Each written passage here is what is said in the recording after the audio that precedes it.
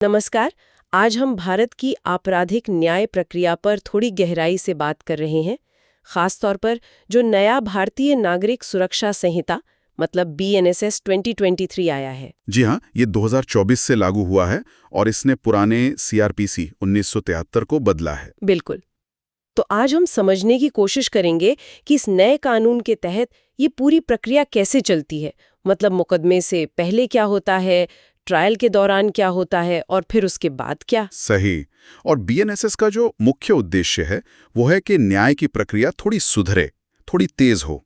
इसमें तकनीक का इस्तेमाल जैसे डिजिटल सबूत और हाँ, पीड़ितों के हितों पर भी ध्यान दिया गया है। अच्छा, तो चलिए शुरू करते हैं। मान लीजिए कोई अपराध हुआ, तो पहला कदम क्या होता है?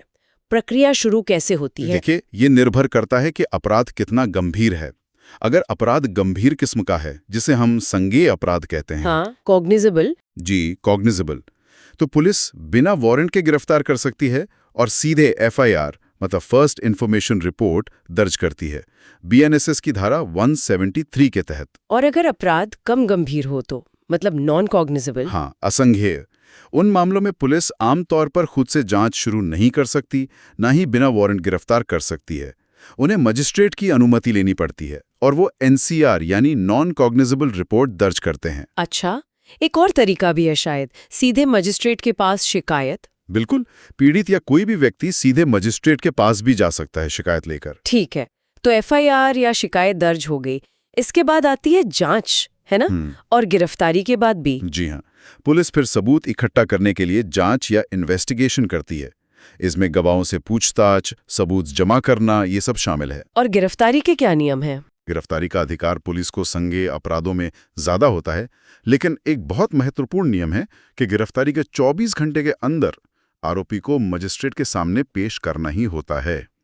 ये अनिवार्य है। और जमानत, बेल? हाँ, जमानत के भी प्रावधान हैं। अपराध की गंभीरता और मामले की परिस्थितियों को देखते हुए अग्रिम जमानत मतलब एंटीसिपेटरी बेल या फिर नियमित जमानत मिल सकती है। बीएनएसएस में इसके नियम दिए गए हैं। ठीक है, तो पुलिस ने जांच कर ली, अब आगे क्या? जांच पूरी होने के बाद अगर पुलिस को लगता है कि आरोपी के खिलाफ केस बनता है, मतलब पर्याप्त सबूत हैं, तो वो चार्जशीट फाइल करते हैं। बिल्कुल, धारा 173 के तहत आरोप पत्र यानी चार्जशीट अदालत में दाखिल की जाती है। और अगर उन्हें लगता है कि सबूत नहीं है तो वो फाइनल रिपोर्ट लगा सकते हैं, मतलब मामला बंद करने की सिफारिश कर सकते हैं। और जब चार्जशीट अदालत में आती है तब क्या होता है? तो मैजिस्ट्रेट उस चार्जशीट और सबूतों को देखते हैं। वो तय करते हैं कि क्या पहली नजर में केस बनता है या नहीं। इसे कहते हैं मामले का संज्ञान लेना। अच्छा। अगर मैजिस्ट्रेट को लगता है कि केस है तो वो आरोपी पर आरोप तय करते हैं, जिसे चार्ज फ्रेम करना कहते हैं। या फिर अगर उन्हें लगता है कि कोई केस नहीं बनता तो वो आरोपी को आरोप मुक्त मतलब डिस्चार्ज भी कर सकते हैं। यहीं पर बीएनएसएस का वो फोरेंसिक जांच वाला पॉइंट आता है जो काफी चर्चा में है। हाँ, वो एक अहम बदलाव है। बीएनएसएस की धारा 176 के तहत अब ऐसे अपराध जिनमें सजा 7 साल या उससे ज्यादा है, उनमें फोरेंसिक जांच को अनिवार्य कर दिया गया है। इसका मकसद क्या है? ज्यादा वैज्ञानिक सबूत। हाँ, कह सकते हैं। उद्देश्य यही लगता है कि गंभीर मामलों में वैज्ञानिक सबूतों का आधार मजबूत हो, जिससे केस ज्यादा पुख्ता हो और शायद सजा दिलाने में मदद मिले। समझ गई। तो ये सब हुआ प्री ट्रायल स्टेज। अब आते हैं असल मुकदमे पर, यानी ट्रायल स्टेज पर। यहाँ क्या होता है? ट्रायल वो चरण में जहां अदालत के सामने दोनों पक्ष अपने अपने सबूत और गवाह पेश करते हैं। शुरुआत अभियोजन पक्ष यानी प्रोसिक्यूशन से होती है। वो अपने गवाहों को बुलाते हैं, उनसे सवाल करते हैं और अपने सबूत पेश करते हैं। ठीक है। इसके बाद आरोपी का बयान दर्ज होता है धारा 313 के तहत।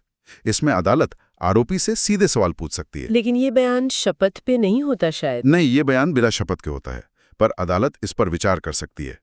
फिर मौका मिलता है बचाव पक्ष को यानी डिफेंस को। वो अपने गवाह ला सकते हैं, अपने सबूत पेश कर सकते हैं। और इस पूरी प्रक्रिया में मतलब गवाही वगैरह में क्या बीएनएसएस ने कोई तकनीकी बदलाव भी किया है? हाँ, एक और महत्वपूर्ण बात, बीएनएसएस अब इलेक्ट्रॉनिक माध्यमों से सुनवाई की अनुमति देता है, जैसे वीडियो कॉन्फ्रेंसिंग से गवाही दर्ज करना या बहस सुनना। धारा 14 में इसका जिक्र है। अच्छा, तो इससे शायद प्रक्रिया थोड़ी तेज हो सकती है। उम्मीद तो यही है। इससे गवाहों या आरोपियों को अदालत में आने जाने की जरूरत कम पड़ेगी, खासकर अगर वो कहीं दूर हैं, तो समय और संसाधन बच सकते हैं। ठीक है, तो दोनों पक्षों ने अपने सबूत रख दिए, बहस हो गई, अब आता है फैसले का समय। जी हाँ, अंतिम बहस सुनने के बाद अदालत सारे सबूतों और कानून के आधार पर अपना निर्णय देती है। या तो आरोपी को बरी कर दिया जाता है, मतलब एक्विटल, या फिर उसे दोषी ठहराया जाता है, मतलब कन्विक्शन। और अगर दोषी ठहराया गया तो फिर सजा सुनाई जाती है। बिल्कुल। दोष सिद्धि के बाद सजा कितनी हो, इस पर अलग से सुनवाई होती है और फिर अदालत सजा सुनाती है। मान लीजिए कोई पक्ष इस फैसले से खुश नहीं है, चाहे वो दोषी ठहराया गया व्यक्ति हो या फिर अभियोजन पक्ष को लगता हो कि बरी करना गलत था, तब क्या होता है? तब आता है मुकदमे के बाद का चरण, यानी पोस्ट ट्रायल। यहाँ अपील का प्रावधान है। अपील मतलब ऊपरी अदालत में जाना। सही। निचली अदालत के फैसले के खिलाफ, चाहे वो दोष सिद्धि हो या बरी करने का फैसला, एक तय समय सीमा के अंदर ऊपरी अदालत में अपील दायर की जा सकती है, जैसे हाई कोर्ट या सुप्रीम कोर्ट, जैसा भी मामला हो। इसके अलावा रिवीजन का भी कुछ होता है शायद? हाँ, पुनरीक्षण या रिवीजन, ये हाई कोर्ट की एक खास शक्ति है।